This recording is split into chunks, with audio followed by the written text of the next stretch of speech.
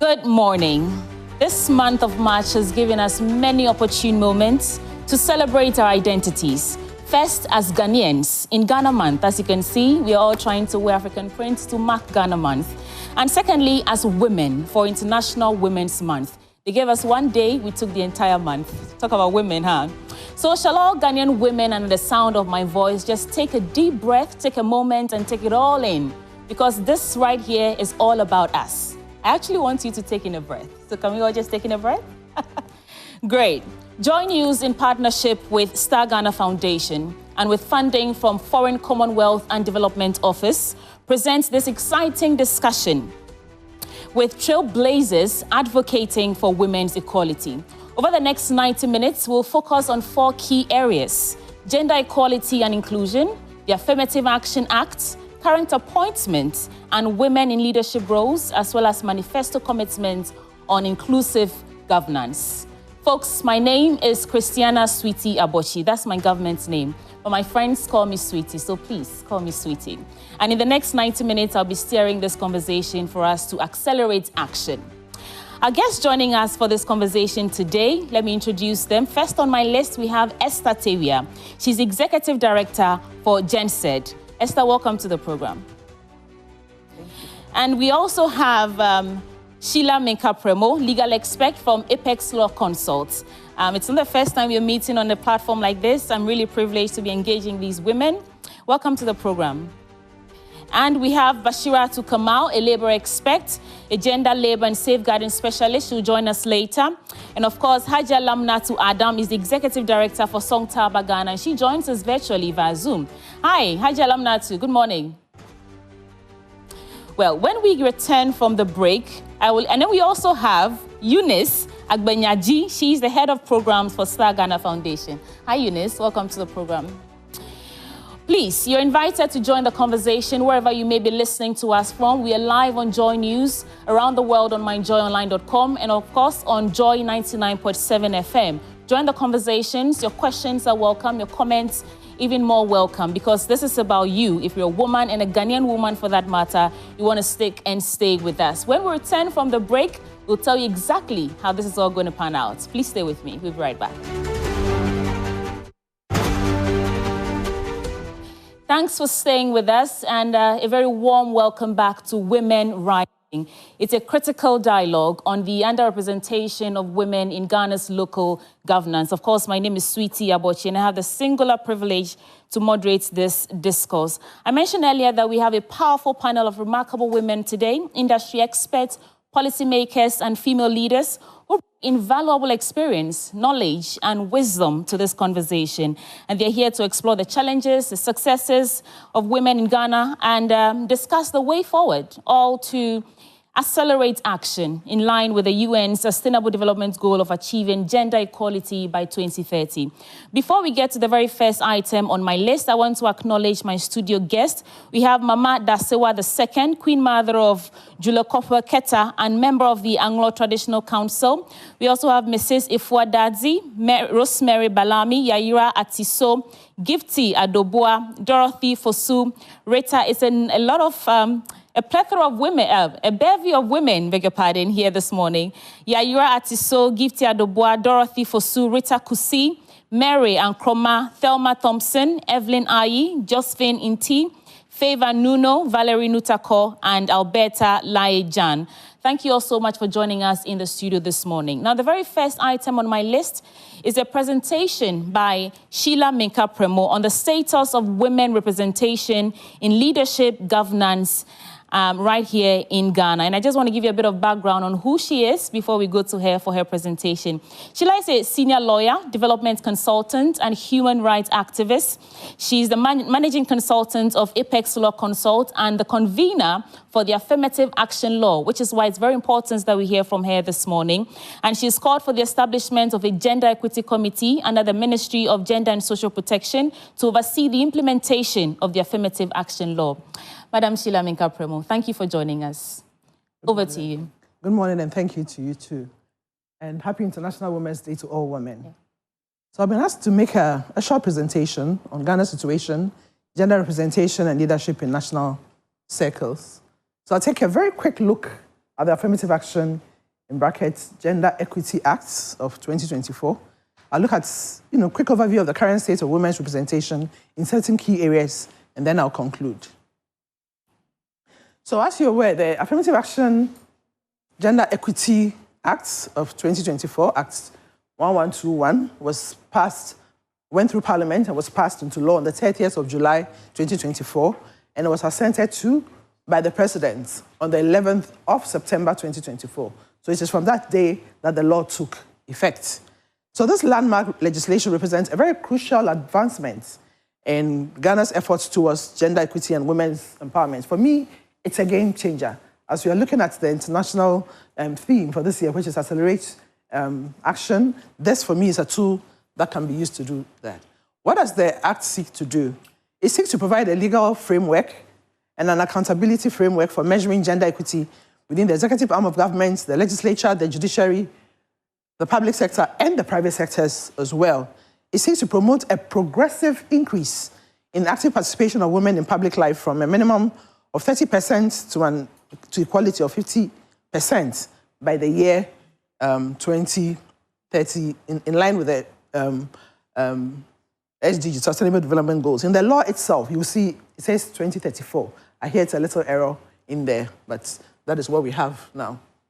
So there's the first schedule of the law has some targets which have been set, which this law is pushing all of us to achieve.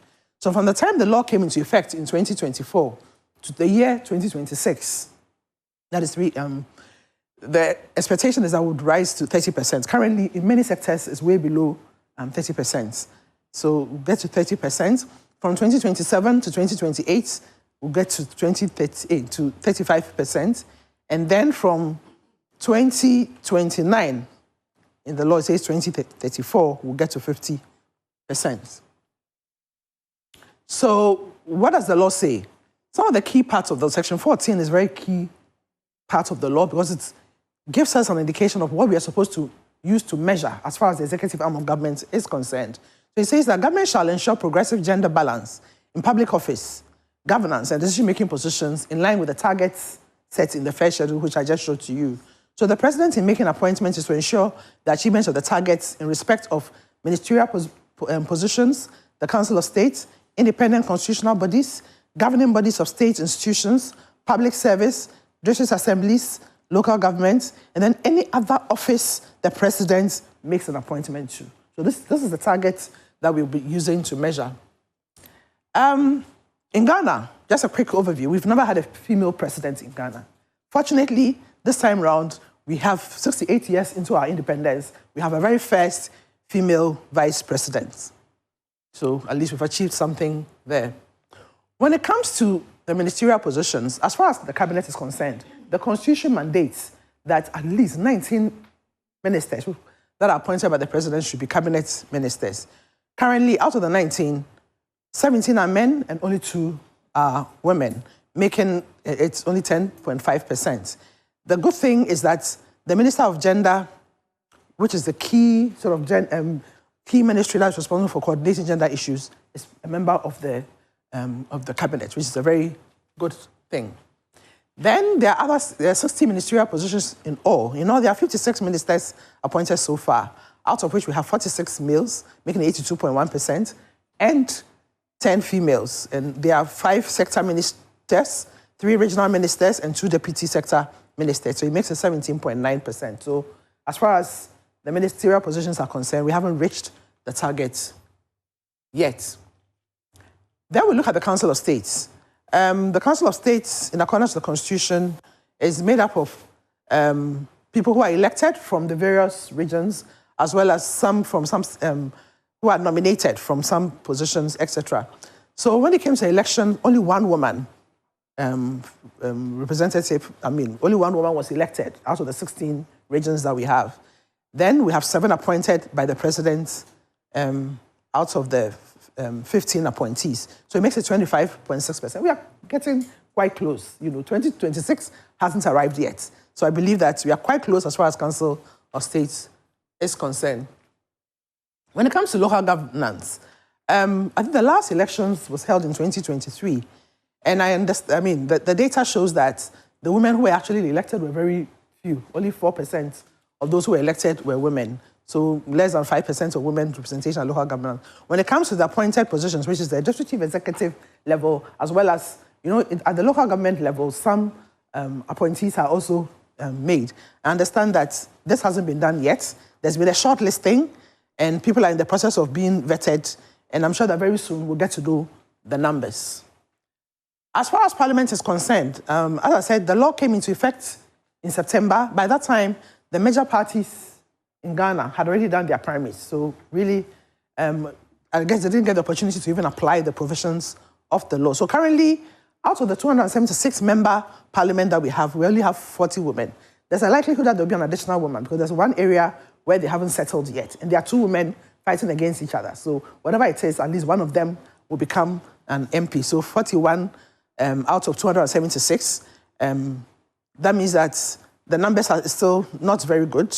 We have much more men than women. And if you compare this against the population data we have in Ghana, where women outnumber men, that means that our representation in Parliament, we have very few women there representing our interests, and that is not good enough. So it also doesn't meet the 30% set in the first schedule at all. And then we look at the judicial arm of government. That's one arm of government. And for me, this is the arm of government that is doing very, very well. In their current 2025 diary, they actually have the data on judges that were appointed for 2023-2024. So the Supreme Court, out of the 14, we have 4 females. At the Court of Appeal, out of the 32, we have 13 females, which is also not bad. Then at the High Court, out of the 123 High Court judges, we have 55 who are female, which is a very high percentage. At the Circuit Court, we have 101, out of which 54. So over there, the females even outnumber the males, which is good.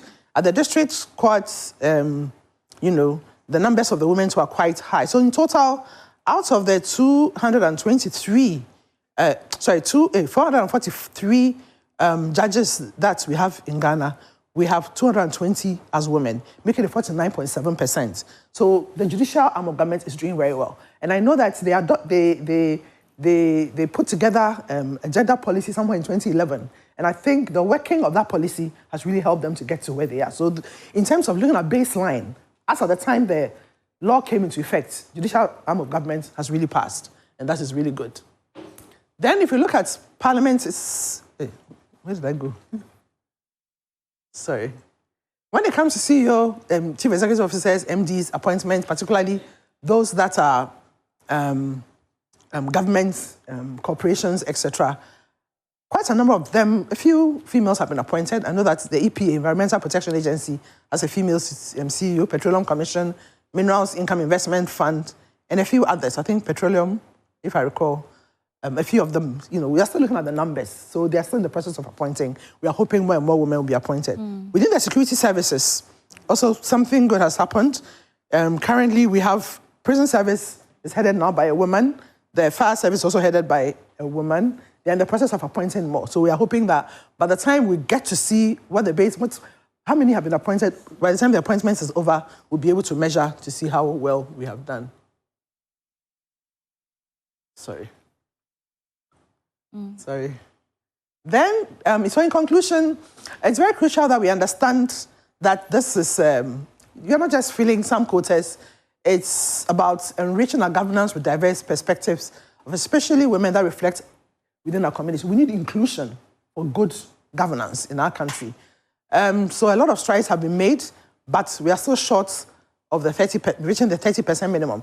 Ideally, because the law says you're supposed to measure by the year 2026 to see how far we've come, it's very important that we have some kind of baseline information from the onsets, from the end of, from October 2024 to see where we are, etc., to give information to measure by 2026 how far we've come. But currently, we are in the middle, I would say. We are still measuring, and we are hoping that the inclusiveness within, particularly the executive arm of government, would increase. We are praying that in line with Section 14 of the Affirmative Action Gender Equity Act, a lot more will be done, intentionally done, to ensure that we accelerate action for gender equality in Ghana. So it's important that we make a very conscious effort to hold our duty bearers accountable to implement the Affirmative Action Act, since it is a tool that would enable Ghana to accelerate gender equality, because we will have women at the table where decisions are taken. And it's not just women. Women who are also very conscious, who are gender sensitive, will make sure that things are done to ensure we have better development in our country. Thank you very much. I thought we could do better than that. Well, thank you so much. Yeah. Thank you so much, Madam Sheila Mika-Premo, for painting the picture, in fact, of the reality of Ghanaian women in local governance. And I want us to reflect on this briefly. I know that, Eunice, you've done some extensive research on this, and I'll come to you in a bit, but I do want to start with you, Eunice.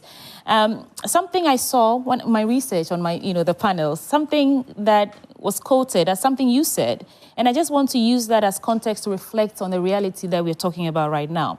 You said, quote, "I grew up in a society where ageism and sexism were so entrenched. As a young person, you weren't supposed to give your opinion." I see you nodding your head. "Give your opinion on public issues, especially if you were a woman. Women who dared to speak up were caricatured and branded as frustrated, unmarriageable prostitutes, all designed to shut them up." Coming from that background, and then listening to the status quo as we speak, how much progress would you say we've made?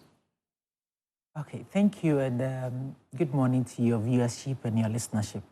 I think we haven't made much progress because we still have a lot of stereotype in our community.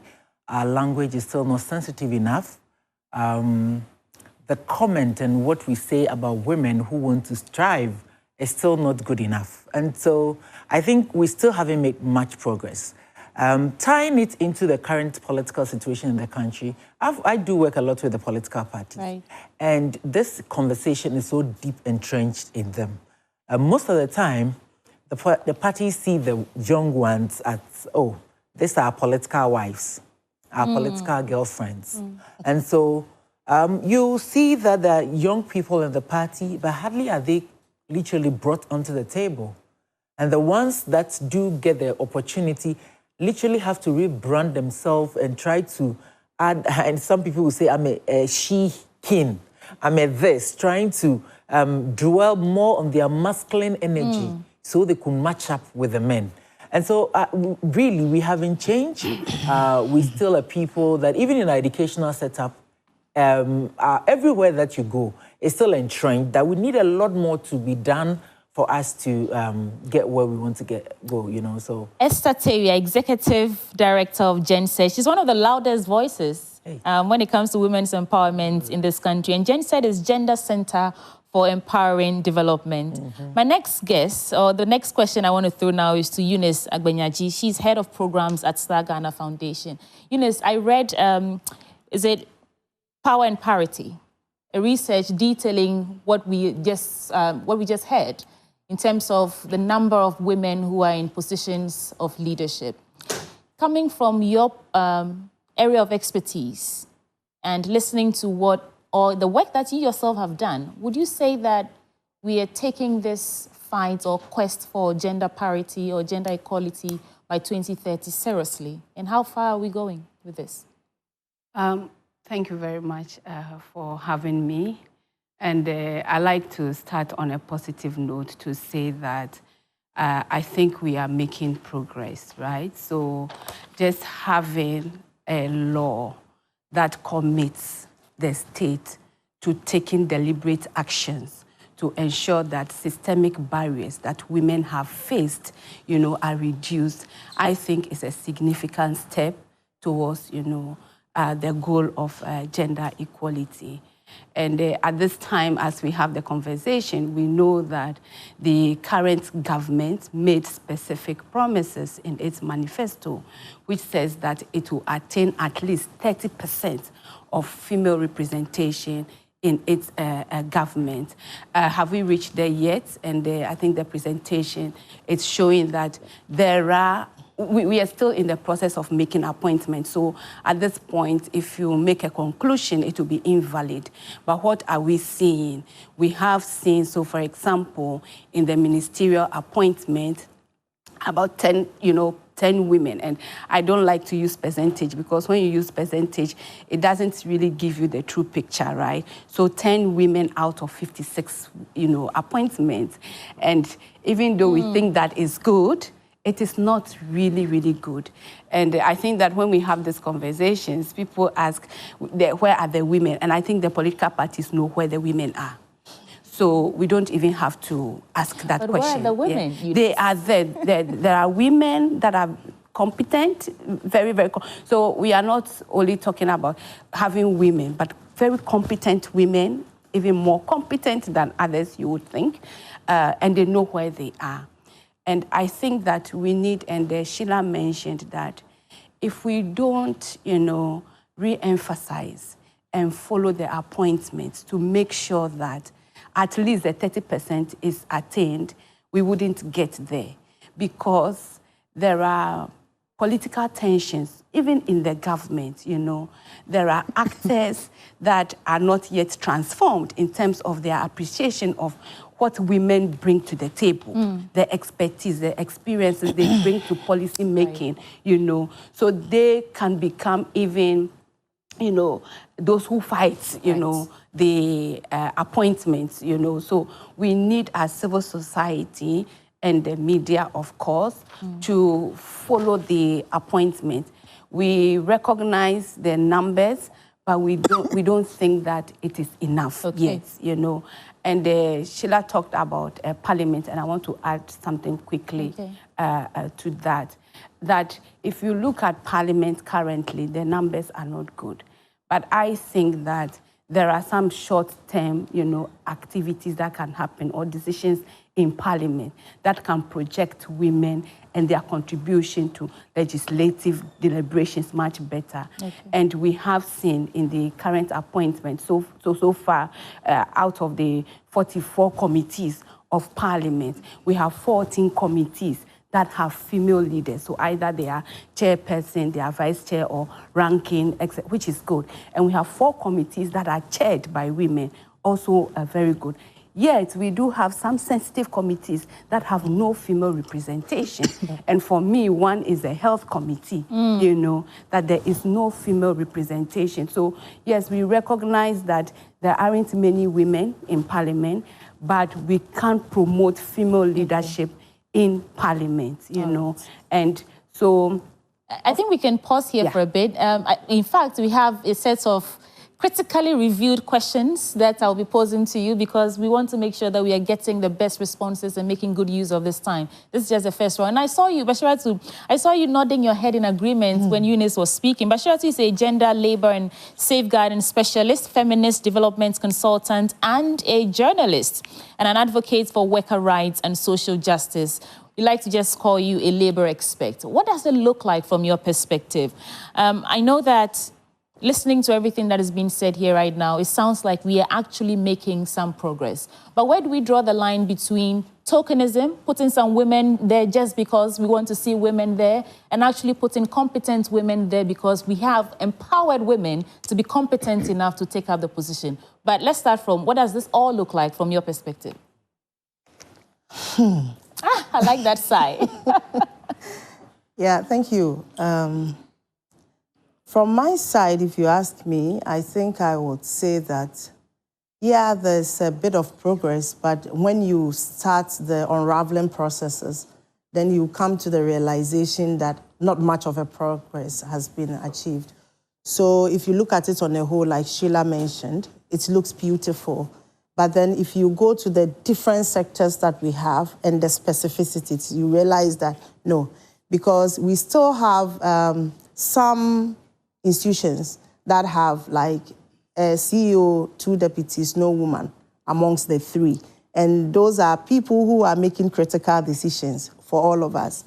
In terms of Parliament, like Eunice mentioned, I was a bit disappointed when I realized that most of the committees had just 1 woman, and I started asking questions, but I was told that you cannot be in 2 committees or 3 committees or something.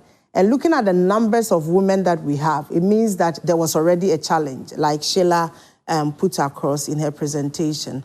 Then beyond that, I asked about the ministerial appointment, and the constitutional issue came in about the numbers of women that needs to be appointed from Parliament. How many numbers do we have? Sheila mentioned 40. 40 is not for NDC. NDC has a number, NPP has a number. So out of the NDC's number, how many got the chance to be there? And what does the constitutional provision say, and what do we do about that? Because clearly, because of the constitutional quotas that we have of how many ministers the president can get from Parliament, it means there's already a constraint in terms of the numbers of women that could be got from Parliament from that score. But otherwise, you know, sometimes I have a bit of a problem when we are saying we want women and then we put a standard to it, competent women. Because to be very honest, I mean, I'm not sure we do put that standard for men.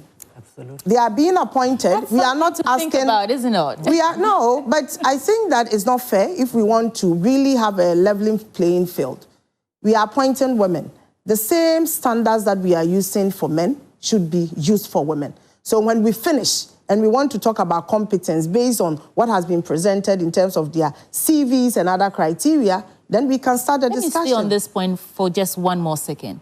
Would you rather we just put women in there because we want women, or would you rather receive and get competent women who can also ensure that that door that has been opened for them, they can continue opening for more of us to occupy? Because, I mean, I mentioned tokenism, and I see it. In fact, these days I noticed that most men use the historic first female vice president and the passage of the Affirmative Action Act as an excuse to say that all our problems in terms of our quest for gender equality is solved. Oh, we have a female vice president. Oh, we've passed the Affirmative Action Act.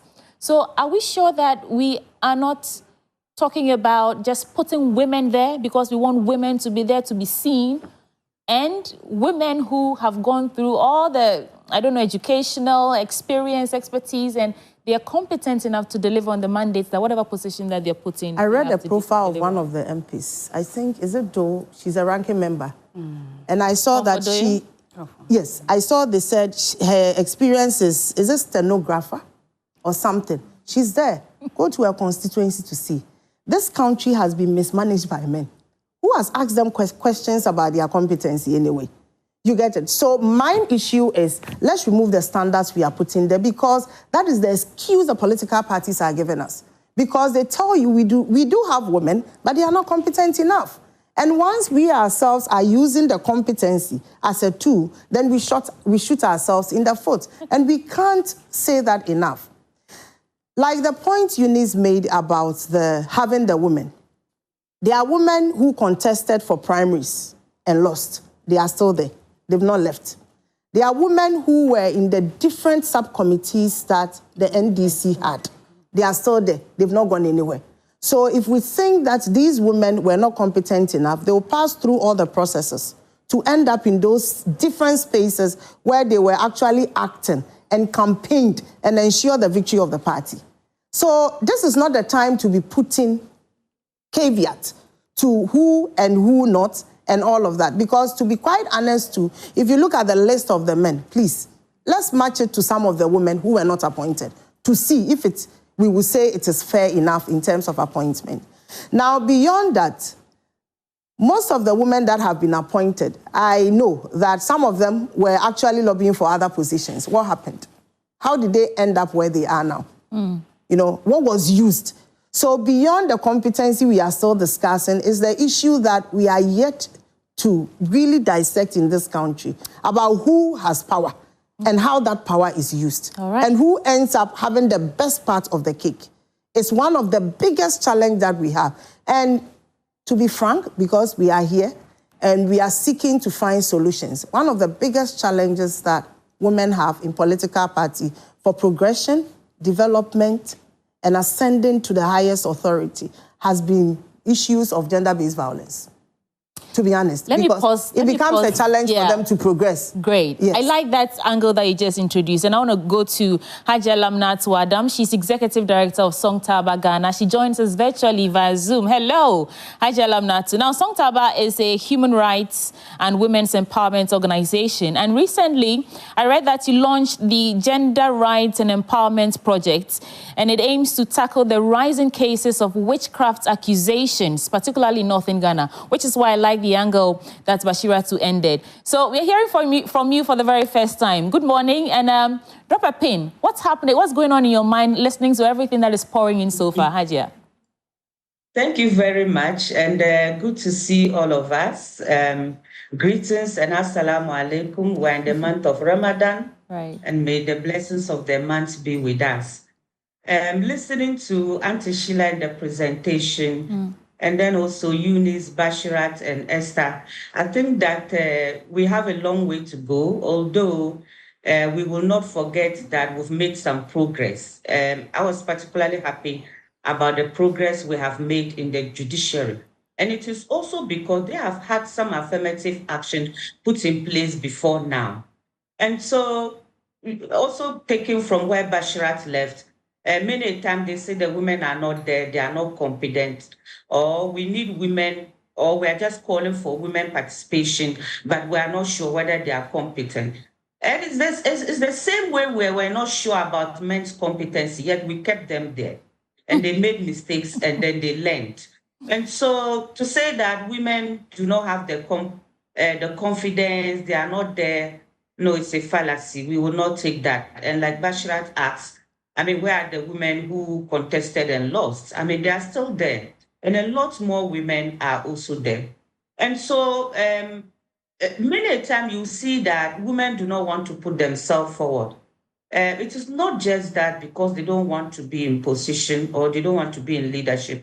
It is because there are systemic barriers. I mean, some which are very much culturally, rooted.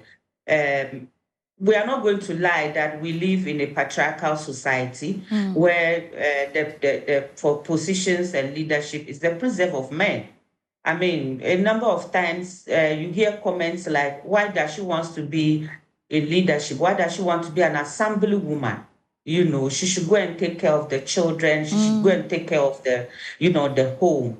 And for me, what is disturbing in all of this is the local level election and the numbers we are getting, especially because also that the users of the local assembly facilities are women. Come to talk of health facility, come to talk of water issues, come to talk of market access and the rest. It is women who are, users of this facility. And yet when it comes to decision making around this in our district assemblies, women are not there.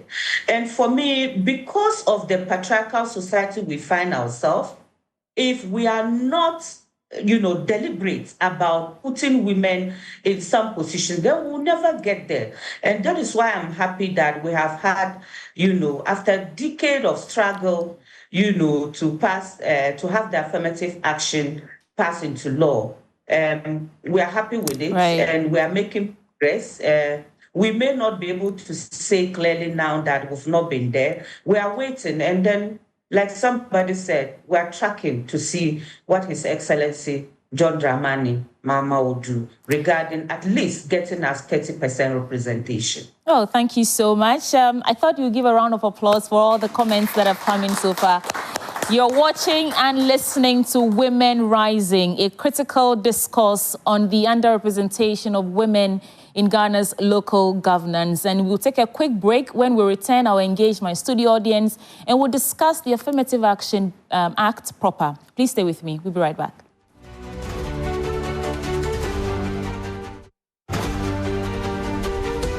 From my experience, that's actually the truth. People forget that representation matters. The more women we see up there, the more young people are encouraged, or young women or girls are encouraged that I want to become this, and I don't think it should be difficult at all. When I was growing up, if I hadn't seen a woman in a scarf, hijab, occupying positions on TV, maybe in my head it's impossible. And as a minority tribe and minority religion, I may not anticipate that I qualify to be in such spaces. Right. Politics is expensive, it's not cheap. Historically, a lot of women have not earned the kind of revenue that will allow them to actively participate in politics. And this society believes that the easiest thing to use to derail a woman is to start attacking her morally. Yeah. It's so cheap, it's so outdated. I don't know why they think that such things stick anymore. But we are in a very deep patriarchal society, and some of these negative sentiments actually influence people's attitudes and behaviors towards the women who want to break glass ceilings for their daughters. So sometimes I think that we women also don't help ourselves, because look, when I scan social media, I never troll. I never troll people. I don't troll women. It's just a matter of principle. So people think, even sometimes among women, they think women cannot believe this. So until we had Professor Nana Jenopoka becoming the vice president, during the campaign, we had a lot of talks on, I mean, we can't have a woman vice president and all of that. But I know the narrative has changed, and it will even change for the best. If we prepare their mind, that's where they know that there is a journey that they need to embark as women. So let us all prepare our girl child. Parents should get ready to make sure whatever the situation is, tell the girl the sky is your limit. You see, the reason why I think that women struggle is that we struggle to find the balance. We have to learn how to achieve the balance. You know, fortunately for me, I always work in these very male-dominated environments. Fortunately for you. Fortunately, because I am a tough cookie myself. So no matter how tough the environment, I will find a way to succeed. Welcome back. You're still watching Women Rising. In that Vox you just saw, we just collating the experiences of women in leadership, how they see the entire fight for gender equality. And right now, I want to engage my studio audience. I want to talk to me. Everything we've been pouring into you so far, I'm sure there are some comments that you also want to make. I'll take 3 quick comments from you. Who will be my first guest? Yes, what's your name? Josephine, please take the microphone and speak into it. Thank you very much. Great. My name is Josephine Nti, from Political Science Department, University of Ghana. So I really am touched by all the beautiful conversations, but I will talk about what Madam Esther said, which I am a living experience or testimony. So she mentioned that many a time, women, when we want to go into the male-dominated space, we have to act masculine because you are going into their space. You can't go being girly, you're a girl, and they're like, why are you coming to do? So my experience is, I happen to be the first female president in the Political Science Association. And going there, no woman has stand up to even say she wants to be candidate. How much more being voted for? So when I'm going in there, like when I had the idea to go for it, I had to use the name The Woman King as my campaign too. And it helped me because when people hear The Woman King, they're like, okay, she's not girly. She's going to be a girl who can act like a guy. And I also had negative comment because why do you want to be a man? Why do you want to show you're a man before you can do this? But it helped me. So I feel that we have to do more. To get more. Yes, more realization. To, like, you don't have to be a man. You don't have to add the he title or the man title to go to where you want to be. And that depends on us as women. Self-consciousness. And I'm really happy that this conversation is coming up. Oh, hold on for me. I said I'll take 3, but I want to throw this to Eunice. Eunice, you're a gender expert, right? And a policy analyst. What do we do right here? Because it looks as if it's a deep systemic mindset orientation that will actually change what we are seeing now. She has to attach some sort of masculine title to her name or her name before she can be voted for to occupy a position of power. From all the work that you've done with Star Ghana Foundation and all the other roles that you occupy, what do you think we should be doing to reset that mindset? I just want to pick something from the last speaker. I'm trying to get... That will be Joyce Ba-Mokhtari? Yes. Yeah. And I think that there's no space you can call the space of men or dominated. Because when we talk about governance is not only a male space. Governance is people's space. And people include men, women. So I think we need to recognize that. And she said something for me provocative, that you do what you have to do to succeed, right? So in the context in which you work, there are many barriers. So how do you surmount the barriers to be successful? And I don't like to offer rules because people are in different spaces, right? So if to win means that you must take on some additional attributes to connect with the people, you would have to do it without giving up or losing yourself. For some people, it would be, I won't do this, so I won't go into that space. So I don't think a rule works, right? It is find what works for you where you are. Because in the experience you shared, you had passion to be a leader of the students, right? And to be able to connect to the students, you needed to come across as possessing some attributes that they like. So you can't do that without giving up yourself, because this is state. Do you want to be part of the system to influence it? Or you want to be out of the system, and influencing and not making progress? That's right. Because you for can the sake win of time, on you that have to take the wind out of your sail. Yes. But that's a very fantastic response. Okay, you're not sure. Go ahead. So, please make it brief for us so we can get through our. I think that we need a lot of change of mindset. How are we raising our kids? So I always ask even my colleagues, the middle generation, how are you raising your children? Are you raising your child to be a burden to somebody? Or you are raising your child right, as per what you teach other people to emulate? This challenge comes from our society and the schools. In the schools, how many schools have opened up for women to be school prefects and the women not to be girls prefects?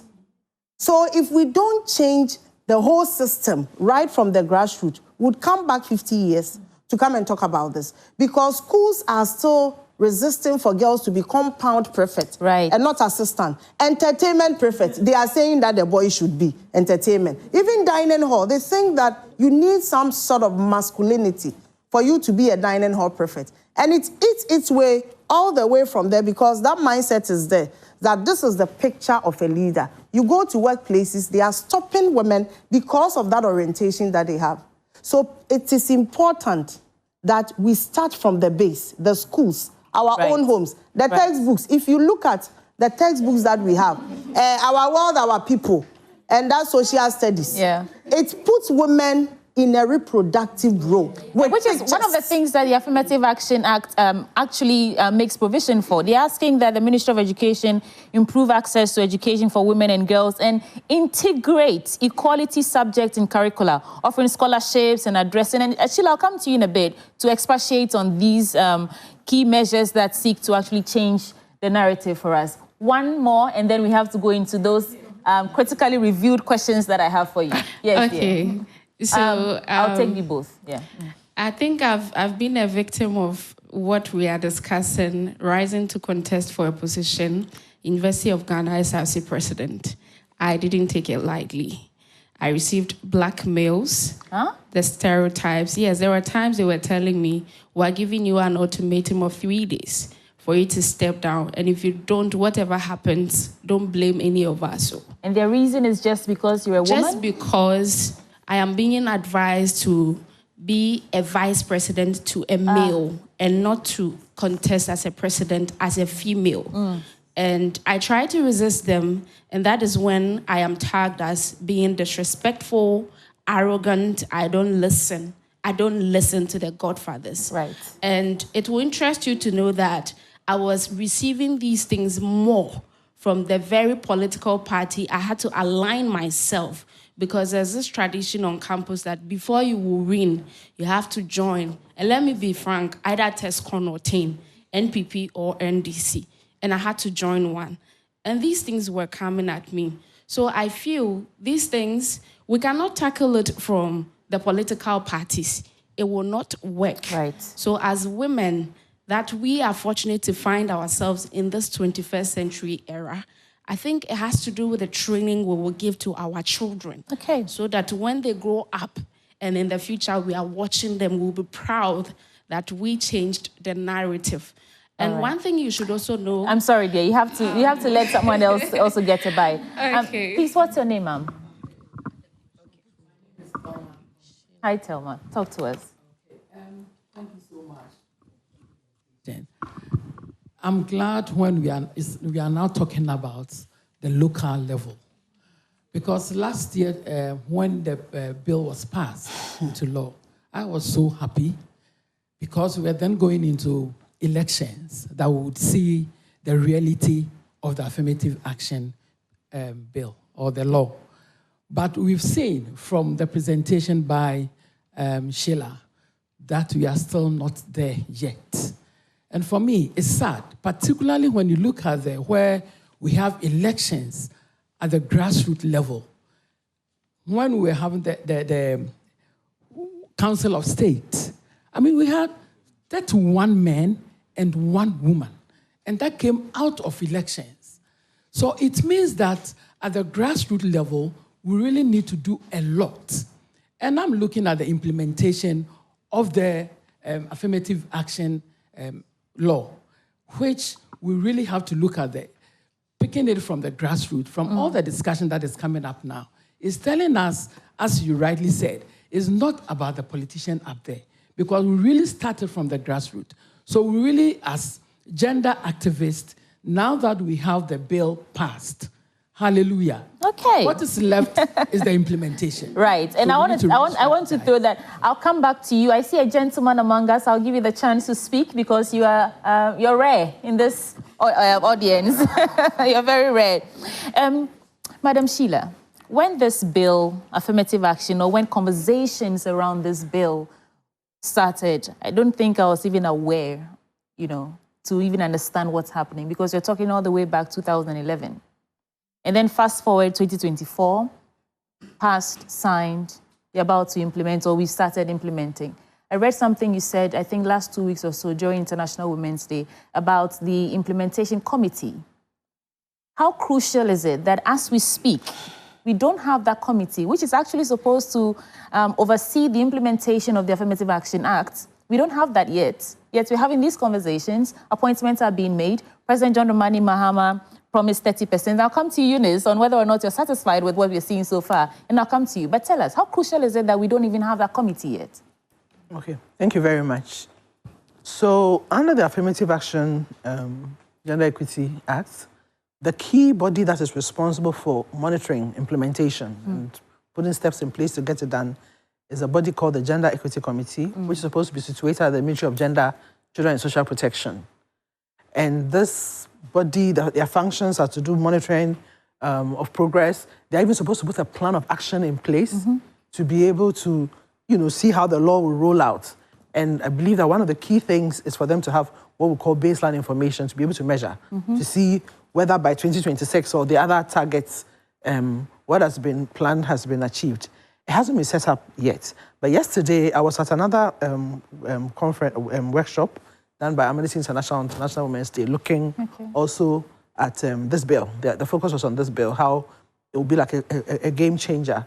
And I happened to be sitting on the same table as the Honorable Minister for Gender, Children and Social Protection. Agnes Lama-Moulaty. Yes, and she assured us, and she assured me, and then later in her speech, she did the same, that she now has the names. The law makes provision for a number of MDAs to bring their representation. I think local governments, a number of them, Minister of Finance, etc., are supposed to bring representation of a certain category. Then there are a few people on the outside. Trade unions are supposed to bring their rep. Employers, Ghana employers, bring their rep. There's supposed to be a gender aspect, and then a few others, an aspect in policy planning, monitoring, evaluation, etc.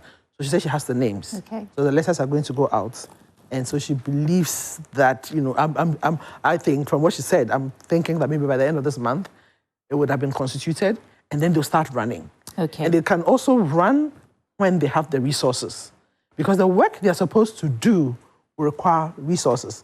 If you're going to get somebody to do a plan of action for them, which they will use to track the work that they're doing, it requires money. They need to set up a secretariat. I'm hoping, I haven't taken a critical look at the budgets the budget allocation to them and whether some special money is put there. Because this is a very important committee. So the earlier it's put in place, the better it is. Okay. Yeah. Esther, from the work that you've done, advocating for gender equality, women's empowerment, and we already heard you talk about we've made not as much progress as you would like. When we take the Affirmative Action Act and the way we are going about the implementation, we just got that assurance right now that the gender minister says something will be happening sooner than later. How confident are you that our approach to achieving this 30% gender equality by 2026, I think, is the first schedule? Yes. How confident are you that we are on track and we can actually meet that target?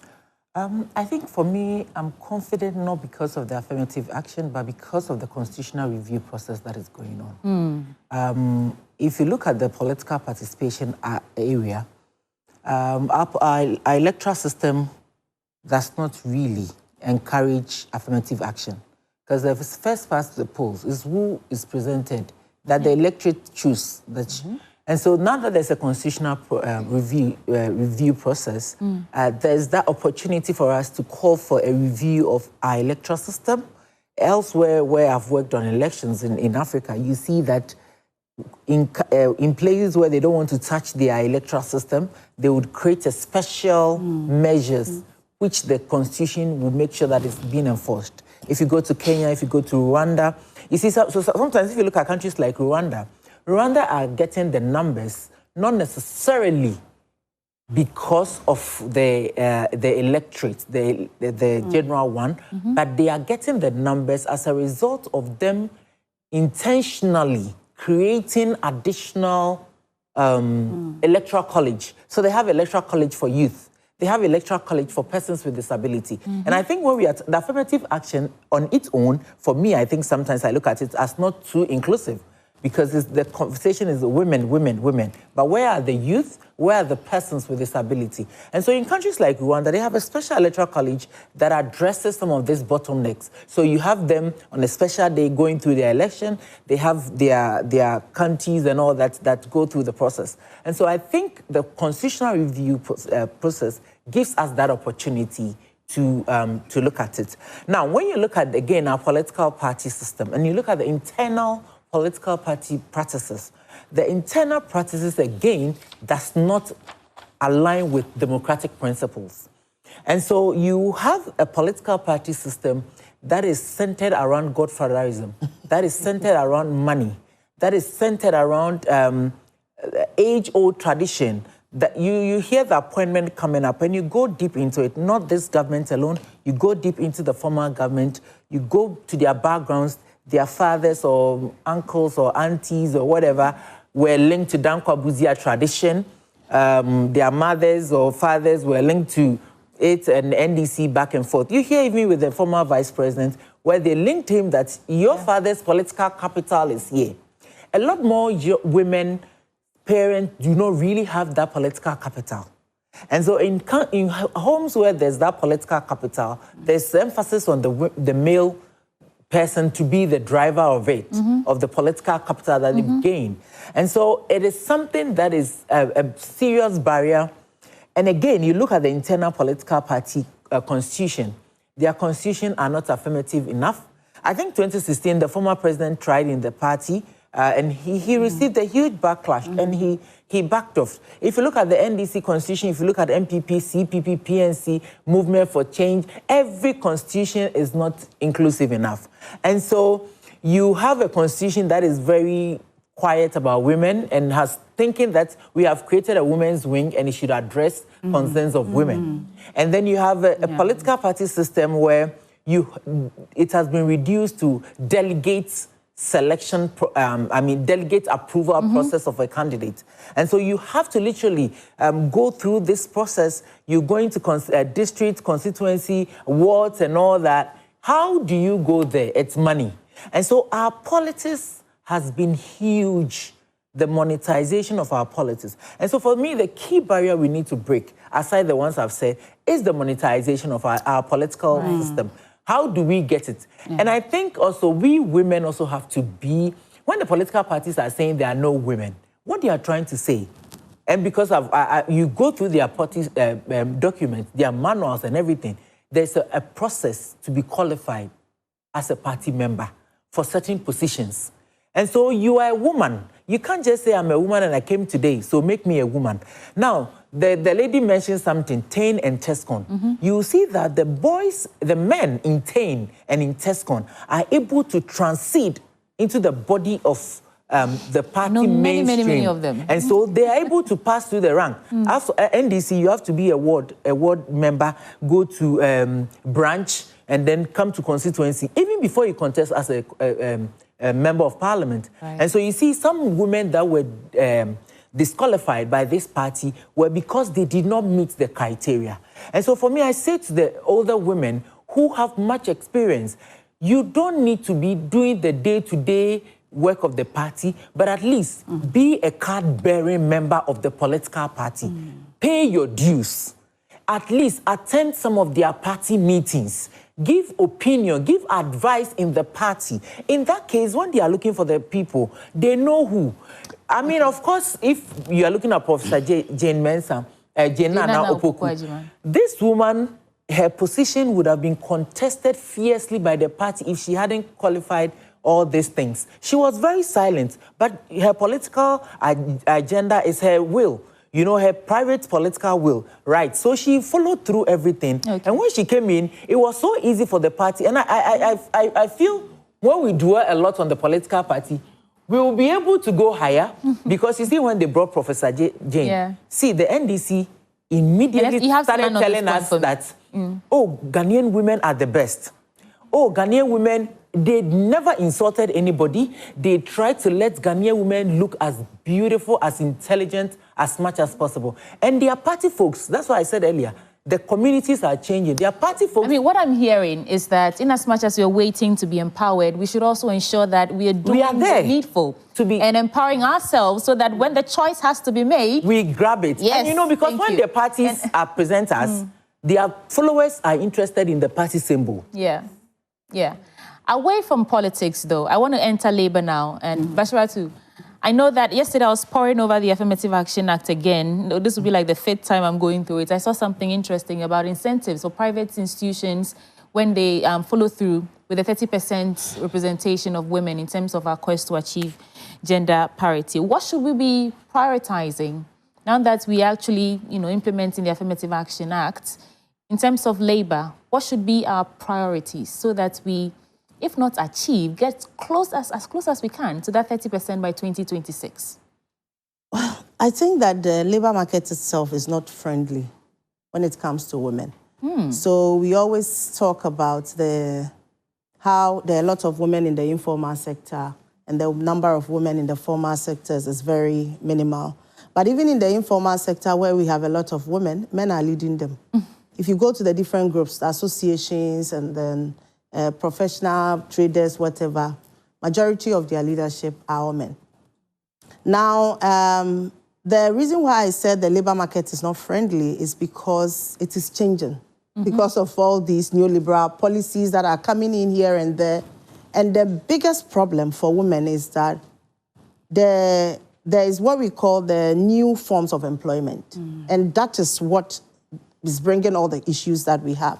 So with the new forms of employment, where we call it fissuring, employers are not employing directly from the labor market again. They are using third parties. So now you see that we have a lot of recruitment agencies around. Now, these recruitment agencies are the ones who would have workers, prospective employees come to register with them, because the companies give them quota. So we want 40 people. Now, after going through the process, you are given a contract. So sometimes fixed term, other times renewable at a certain time based on certain conditions. The biggest challenge is women's biological and reproductive roles. So a woman gets in through that, then you will be there. The contract is for 6 months. By the time the 6 months ends, you are pregnant. And because of the pregnancy, they will not renew it again. So you have to pause, give birth, and they will tell you if you are still interested, you need to reapply. It doesn't end there. There are lots of workers in Ghana today, whether men or women. You haven't heard anything, actually. This is just small. So there are a lot of workers in Ghana today, whether men or women, to start with, who don't know who their employers are. So you're probably working in a banking hall. But when you have a problem, you can't go to the bank because the bank is not your employer. You have to look for who your employer is to go to. The game gets interesting when, in most of these institutions that are using the agencies belong to some of them. And they take agency fee. Now, for women, like I mentioned, issues about maternity protection. So when you get pregnant, go home, give birth, reapply. And we've seen an example in this country where Reliance, which was recruiting for Tigo, we woke up one day, they had written a memo to all Reliance employees that if you are a woman and you get pregnant, you have to resign, and then you reapply. And then the TUC picked it up. We escalated it. And Tigo said we have nothing to do with it because Reliance is a private person. Then we asked Tigo, we said, as a company, you have to do due diligence. What did you do? Because even that memo was circulating in your premises. So it means you, as an organization, you have a duty of care. So these things bring a lot of challenge to women. So women have to make a decision between whether I will give birth, how many children I would have because of my career progression and all of that. Then there is also the challenge about, of course, skills. Women do not have a perfect time to progress, in terms of developing themselves. So school, going to school, for instance. So you are working, you want to go back to school, there are opportunities for retraining by the employer itself. And the employer is using their own excuse like, oh, you just had a baby, you can't definitely go on this trip. Yeah. But the man doesn't need any excuse. He doesn't need any permission from anybody. So the man just goes home and picks the bag and go. So that is also a big barrier to women in the sector. Right. Then our Labour Act itself also allows for some of these things to go on. In the review process, we tried to make sure that a lot of the things change. But we have succeeded with some of the, especially in the agri sector, the plantations. The mining sector is worse. The service sector, telecommunications, banking, horrible. They are the ones who are heavily using these third parties, and they have no sense of responsibility on the workers. Service providers, they call them, I think. Yeah. Yes. So in terms of the agricultural sector, for instance, we've managed to get plantations to do the direct recruitment. So the company itself, even though you are a contract staff, the company is the one who is directly getting you. So in a way, the company is still responsible for your upkeep. But if you do a comparative analysis of those who are doing the direct against those who are not doing the direct, it becomes a challenge. Then there's issue of safety and health. One size does not fit all. The type of working tools that are being used, if you see some of them, you clearly know that this is not for a woman. So imagine going to the site to work, whether mining services or whatever, and wearing an overall, and you want to pee, and there's no washroom, and you have to remove all this overall. The type of Wellington boot. We have Wellington boot that are so hard that women are experiencing miscarriages on the field working, because there's a type for women, there's a type for men. And the chemicals that sometimes some of the organizations use, even with the EPA-approved ones, they are so dangers associated with it. I mean, I can listen to you all day about these issues, and all I keep hearing is how unfairly women are being treated in the labor force. And so I agree with you when you say that it's not very kind it's not. For women. I think we've abandoned Lamna 2 for a while. Hajia, you're on Zoom. And I know that you have so much to reflect on as we are continuing the conversation. But I do want to take the angle of the cultural norms and traditional or traditions that affect women's participation in politics. What are the gaps, and where do we even begin from to fix it? Well, I think that we will not waste our time to discuss further that certain traditions or our norms, forbid us from getting into leadership. But I want to dwell more on what we can do and what the gaps are. Okay. What we can do is to start being transformative. And by that, I mean, we need to hold gender transformative trainings in our communities. and we have to be deliberate about the engagement of Hajiya, what does that look like? And boys. Yes, break it down for us. What it means is that so what it means is that we have to be deliberate about training and engaging separately with men and then separately from boys. Many a time when we do empowerment, we just are concentrating on the women and the girls, but we forget that the men and the boys need to appreciate the angles that we come from and get them committed to, reducing some of the things that makes us vulnerable in the first place. So we have to be transformative in that aspect. We also need to empower, the capacity of women and their agencies, girls and their agencies. We've been saying women, but we know that women were in diversity. For example, I'm a woman, I'm a literate woman. I live in an urban center. My needs, are different from a woman who is not educated, who lives in a rural, community. And so we have to be deliberate and see what targeted trainings we need to give to such categories of women. And then also, we have to also be deliberate about looking at some traditional, positions. For example, even within our community, what are the committees within our community? And how are we getting women started, putting them there?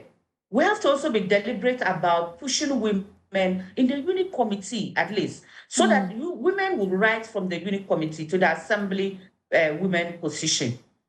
And then further on, we need to coordinate our efforts as a civil society or women's rights advocacy organization. And we need to take the education on the affirmative action law further. We need to go beyond the cities to engage in the traditional authority. I think in the last few months, that's what we've been doing, getting categories of people in the non-formal sector and, in the traditional societies, sensitized about the affirmative action law, so that they get ready and prepare themselves ahead. Right. But above all, I want to comment what we are doing about getting movement of young people.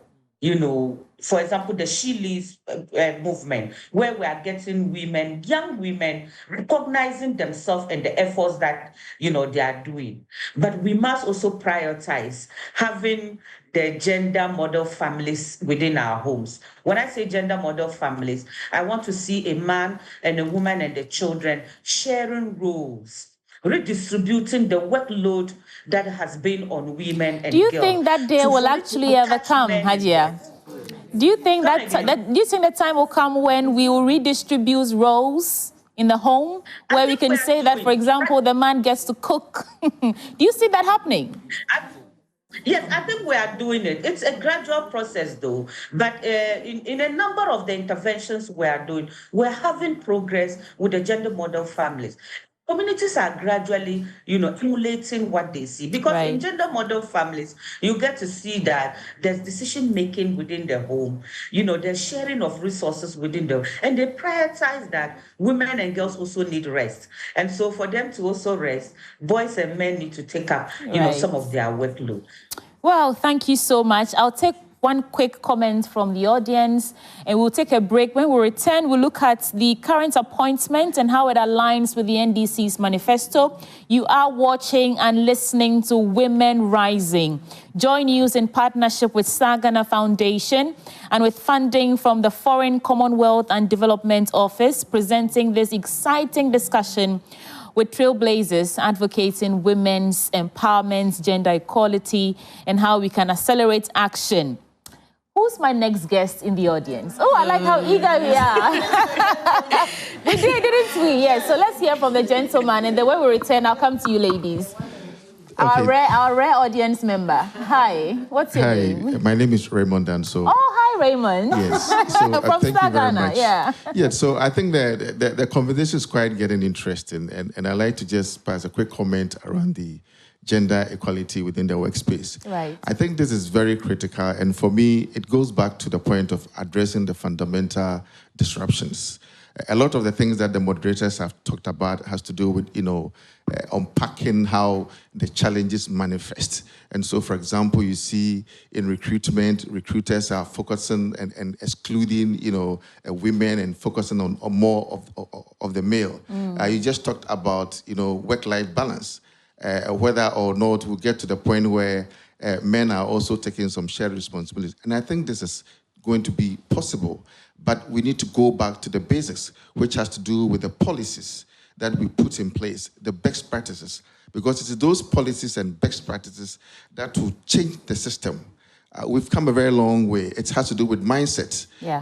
I even think that even understanding of gender issues, are we even sure that men and all gender really understand gender equality, feminism? Do they even appreciate the challenges that women go through? So we have a big responsibility to emphasize education. We don't need to take it for granted.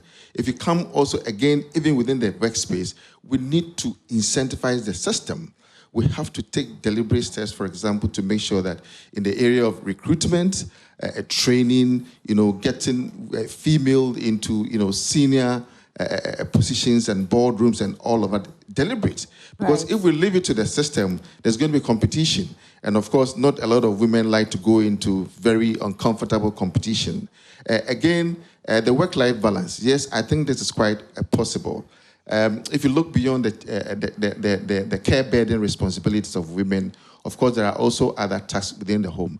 And I think through different, approaches, men, and I think even using myself as an example, it's not going to be a big deal, to get involved in some other domestic responsibilities, because we are not happy with the current system, and we need to change it. And so it calls for all-inclusive, participation, changing our mindset, and making sure that there's deliberate inclusivity across the gender, across political, economic, societal, environment.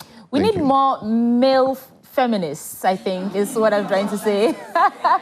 But let's go on a quick... Eunice, I don't think you got a bite at this round. Have you yet? Not yet. Yeah. And the question I want to ask is, if you had the chance to implement one strategy, one initiative, something to accelerate action, what would that be in today's current weather for women? Yeah. I mean, I was just discussing with Bashira too that, for me, I don't think that there's one strategy to deal with the challenge of inequalities. It will be multiple strategies. And the point I made earlier about, yes, of course, the strategies are phased, right? You have short term, you have medium term, you have long term. Yeah. So the point about changing mindset, which I think is so fundamental, it's more of long-term, strategy, because then you are engaging in social re-engineering. How do we raise our children? What types of attitudes do we do not promote? And that takes a long time. But we don't want to wait till that time. So what do you do now? And that's why I was saying that. And the point that Joyce made, I think it was striking for me that how do you win in this current system whilst trying to change it? Mm-hmm. Right. You play by the rules. I mean, I'm a female leader. I have my own struggles. People feel that I should not be in this position because I am a woman. And what do? Daily, I am fighting to win. Right? How do you fight? Yeah, I read something about fighting silently, about, when you're facing discrimination as a woman at the workplace. You keep quiet. Not to keep quiet, but use your feminine power. Oh, yes. There are articles that would tell you, don't go and fight, don't shout, just be a woman, appeal to the masculine side of the man, so that they don't try to... Yeah. We don't get the corner. This is literature out there that young women are consuming. Yeah, and I think that we should also honor some feminine energy.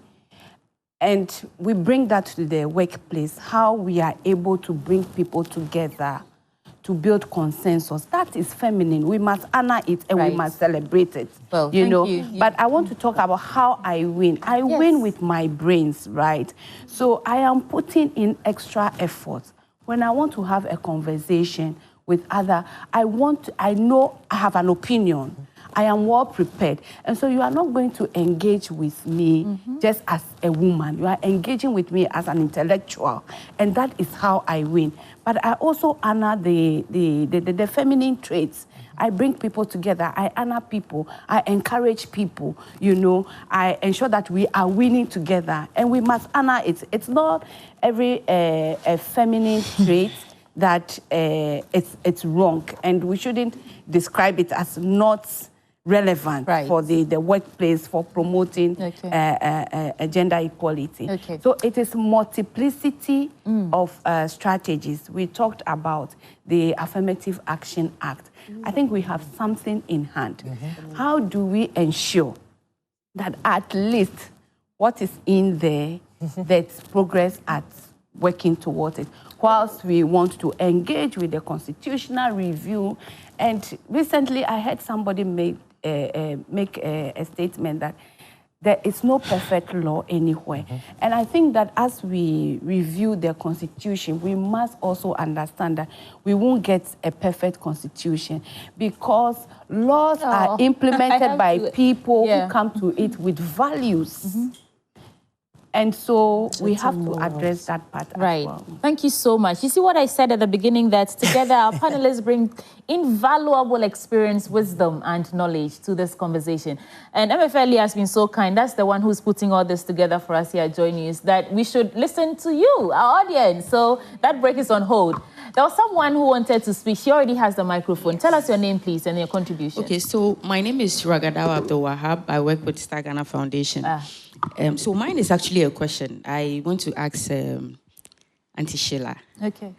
I know that a lot of institutions and, you know, public sectors and even the private sector would be very, very interested in the eventual incentives and gender equality certificates that you would get if you are able to meet the requirements in the Affirmative Action Act. Do you think that the current level of sensitization is enough for everyone to actually understand the provisions in the Act? And the other question too has to do with you coming from a legal background. Are you able to share some strategies that is actually working well for the judicial system? Because from your presentation, we see that in the judicial sector, there's a lot that has worked, especially when it comes to the representation of both male and female. And so are you able to share some strategies that other sectors could also learn from, which is working well within the judicial system? Thank you. You asked one of my pertinent questions for Madam Sheila. So when you're answering it, I'll add some more context to it. No, I want to take your questions before we come back here. Yeah, please go ahead. Yeah. Okay. My name is Mary Akroma. I work at Abantu for said about the challenges and the next steps so far. But I was also thinking, is it possible to have a legislative instrument in place? Because the legislative instrument spells out the procedures and then the guidelines as to how to implement an act or a law. It's actually part of the Affirmative Action Act. As part of our next steps, as part of our advocacies as civil society organizations and women's rights organizations, do we look at getting an LI in place where it guides us as to how to implement the act? Moving forward from my question, I have a quick comment. So there was a comment about Bash about ministerial appointments where the president is being constrained by the constitution as to the number of women in parliament who can eventually in terms enter of the appointment, it has to be 70% must come from parliament. So I was just asking myself, what happens to the 30%? If 70% of the ministers to be appointed must come from parliament, the constitution was silent about the remaining 30%. So if there is a political will to have a lot of women in there, the 30% could also focus on women in other sectors who are not necessarily in parliament and can fill this ministerial position. So thank you. And this was my quick submission. Okay, one last one. And someone already has the microphone. Thank you very much. So I'm Yaira Tisu, yes, and I'm representing Women in Philanthropy Ghana Coalition today. So I just want to draw our attention to something. You know, I did a study, I also do research, so I did a number of studies, and I had the privilege of transcribing some interviews, PTA meetings, and, you know, things like that. And then some issues that come up from the headmistresses and then the heads of the schools are that what the girls envisage, SHS, what they envisage is just to get married. And you see that now in social media, the Odogu wife concept, they just want to be Odogu wife. Don't you want to be Oga wife? Well, I mean, exactly. You know, it's not entirely a bad thing, but they just want to end it there, just to be Odogu wife and to sit at home and enjoy their husband's money. So I really want to believe that some of these issues has to be addressed at the grassroots. And the disparity you see is this kind of comments were actually from the schools that we consider as like low-class schools. And the findings go on to tell that what has actually happened is that it's because those in the high schools, they have mentors. They have people that come to them and with their plane ticket, they know that, okay, no, there's another life. They see people in high places. So that is the disparity. So I think it's time we go down to the schools, to the grassroots, and then show them what women are capable of, that women are not just limited to Odogu wife. Yeah. Soft life. Okay, just one last one, please. Soft life. We have to go. Yeah. I think that... please, I hope you're noting the questions. Then when we come back, we can discuss them holistically. Yeah. I just want to add up to her issue about going to the grassroots in terms of the schools. Gender Lab undertook some with Plan International and Women's Voices. We did something in Nyanyano, just Nyanyano here, targeting some schools. Actually, what the research that they've done, we just went to sensitize them on women in leadership. And most of the girls had the mindset of just getting married after JHS or SS. But after the sensitization and seeing us also leading them, when we went to, as a follow-up after the sensitization, there were now women, that is girls in leadership. Girls now became prefects in their schools, and they were attesting that it's due to the information that they had. So the information should start from the grassroots, that is from the schools, from the homes, so that if I have boys alone, and all my boys can cook. Why can they cook? Because I made them understand that cooking is not a women's job. Maybe it's because of my leadership roles or where I came from. I worked with the trade unions, and for the trade unions, you need to struggle to get to the top. They will give you names. Margaret Thatcher, Margaret Thatcher was the name that they normally use. But you need to show that you can do it, and you can do it well. So let's start from the scratch and see what will happen if... Please, give yourselves a round of applause. I'm enjoying myself. Right, so I think we'll have time to come back to you. We have just about 14 minutes to go, and I want us to get into the issue of the current appointments and how it feeds into... 14, yeah, we are pressed for time. I want you to start, Madam Sheila. When you look at the legal frameworks that the NDC outlined in terms of how to help us all accelerate action, would you say that, you know, they address the gender bias and barriers in the workplace and other settings? Well, I think that's, I wouldn't say I've, closely read the manifesto. Okay. But from the little I've heard of some extracts from it, I know that they have put in some proposals, which I believe that if they're able to carry it through, it will make a difference. You get it, in terms of affirmative action in the workplace, et cetera, et cetera.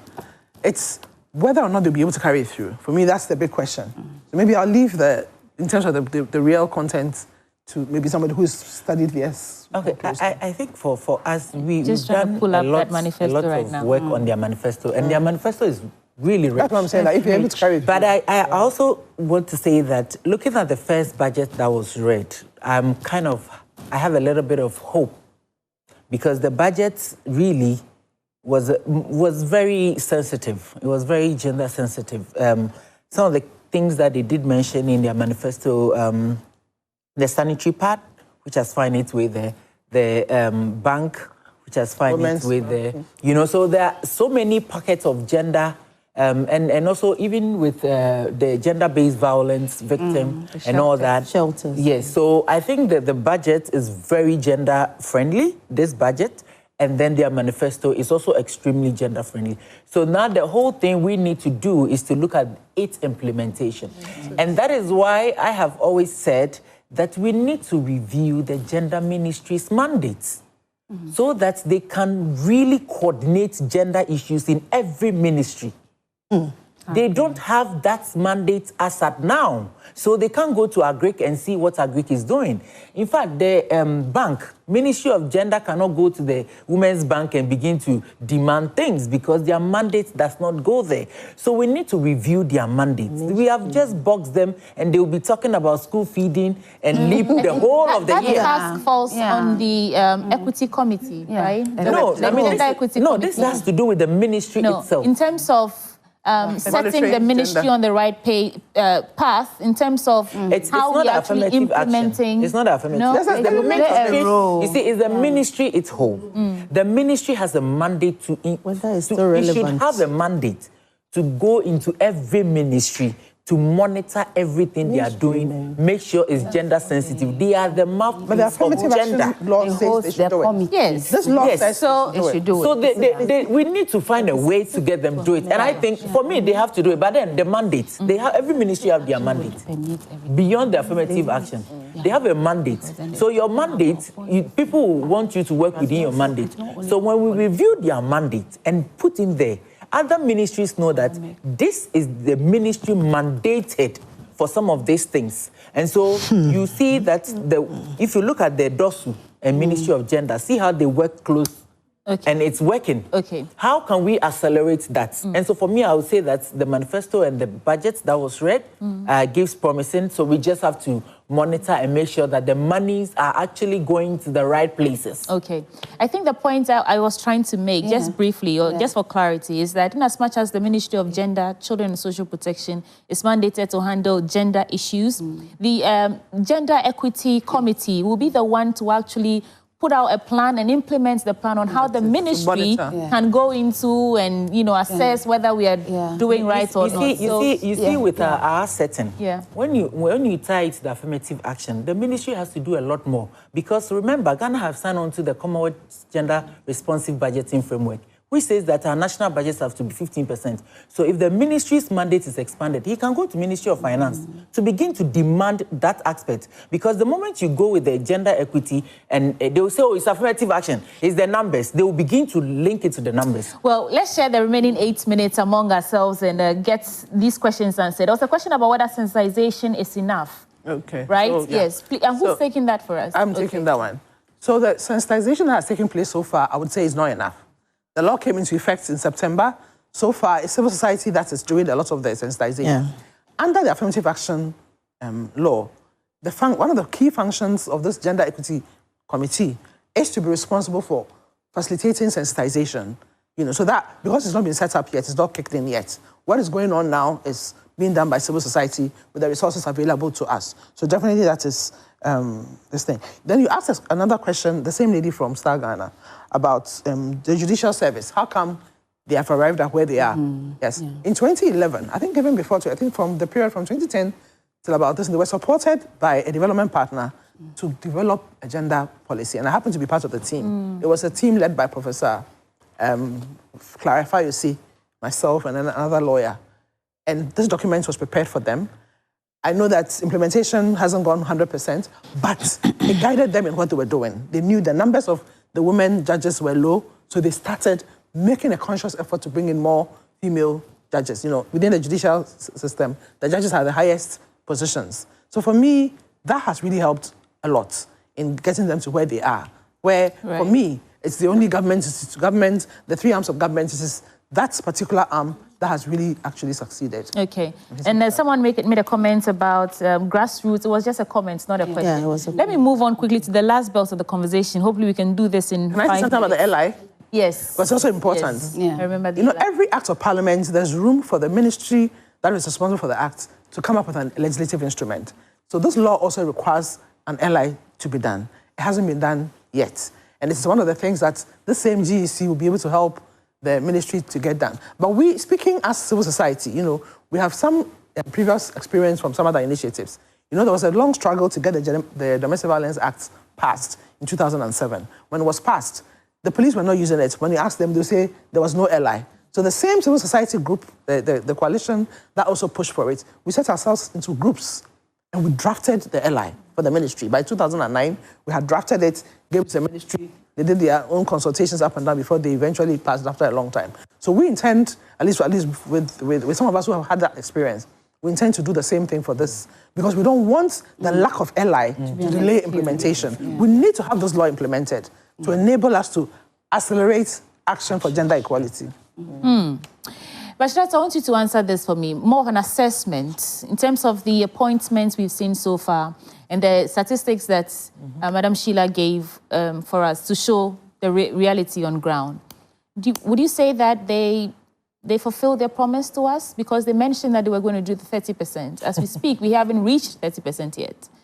Well, it depends on the sector or the institution we are looking at because the ministerial appointment is done. So that has not been achieved. Four more to go. So even if we have the four more... Deputy ministerial positions, not minister. Main, substantive. So even if we have the 4 being women, we will still not be there. Of course, Parliament is done with it, committees and others, so that is also gone. Now, our focus is the various institutions where MMDC is... There's a big challenge there because there have been struggles from Ashanti region and Upper East. I think Upper East, they brought the list and there was Upper West, not a single woman from any of the district. You know, so that is where our work should also now start focusing because this is done. There's nothing we can do again. So let's focus on what is yet to be done so that we can keep reminding the president and his team that there's still room for improvement and let's get it here if we didn't get it there. But please, let me add, I don't know what a feminine trait is. Because, I mean, you see, that's a gender bias. That's a narrative that we really... That's a societal construction that we are trying to take out. If we don't take these things out, we will come back to talk about how a woman has to be a man or how we have to be something before we can enter certain spaces. So there's nothing like a feminine trait. What is the difference is our biological makeup. Apart from that, every other thing, we said people should behave like that. So I think that is quite problematic if we want to overemphasize women having certain we have 2 feminine minutes to traits. go. We have 2 minutes to go. I do want to take final comments from Hajia Lamnatu. Hajia, you have the final word. Please do it for us in about 45 seconds. Magic. Thank you very much. I think that a lot has been done today. We need to encourage more of such spaces. And I just want to thank Star Ghana and Join for having us on this stage. We need to carry the conversations beyond the studio to our communities and to our homes. We need to start sensitization right from home so that the burden of care is not just on a woman and on a girl. Because that burden of care is culminating in a number of issues that are affecting even our ability to be involved in even getting information, not to talk of even getting appointed. Many a time, a woman looks at the workload she has at home such that even if she's sick and she has to go to hospital, she needs to finish with that workload before she goes. You know, no matter how sick or whatever she needs to do that is urgent, she still needs to finish that burden of household chores before she goes. So we need that sensitizations in our homes, and we need to take the burden of this on women, and we need to further sensitize our religious leaders to take also the conversation in their sermons. Thank you so much, and I want to give the final word to Eunice. Tell us how, maybe a quick reflection, a final reflection on everything we've said so far, because you're one of our sponsors, and then we will go.